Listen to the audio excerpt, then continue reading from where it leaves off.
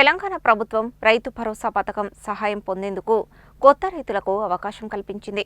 ఇప్పటిదాకా ఈ పథకంలో నమోదు కాని రైతులు, కొత్తగా పట్టాదారు పాసు పుస్తకాలు పొందిన రైతులు సంబంధిత ధృవపత్రాలు సమర్పించి జూలై 5లోగా దరఖాస్తు చేసుకోవాలని సూచించింది.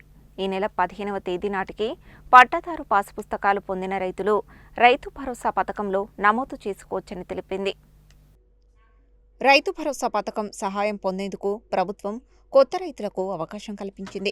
ఇప్పటిదాకా ఈ పథకంలో నమోదు కాని రైతులు, కొత్తగా పట్టాదారు పాసు పుస్తకాలు పొందిన రైతులు సంబంధిత ధృవపత్రాలు సమర్పించి తమ పేర్లను నమోదు చేసుకోవచ్చని తెలంగాణ ప్రభుత్వం ప్రకటించింది. ఈ నెల 15వ తేదీ నాటికి పట్టాదారు పాసు పుస్తకాలు పొందిన రైతులు రైతు భరోసా పథకానికి జూలై 5లోగా దరఖాస్తు చేసుకోవాలని సూచించింది. ప్రభుత్వం రైతు భరోసా పథకం కింద ఏడాదికి 2 విడతలుగా 6,000 చొప్పున 12,000 రూపాయల ఆర్థిక సహాయం అందిస్తుంది.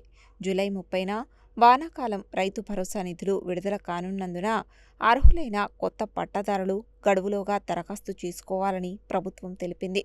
జూన్ 15వ తేదీ వరకు కొత్తగా వ్యవసాయ భూములు కొనుగోలు చేసి పట్టాదారు పాసు పుస్తకం పొందిన రైతులు వారి గ్రామానికి సంబంధించిన వ్యవసాయ విస్తరణ అధికారి వద్ద లేదా మండల వ్యవసాయ అధికారి కార్యాలయంలో దరఖాస్తును సమర్పించాలి.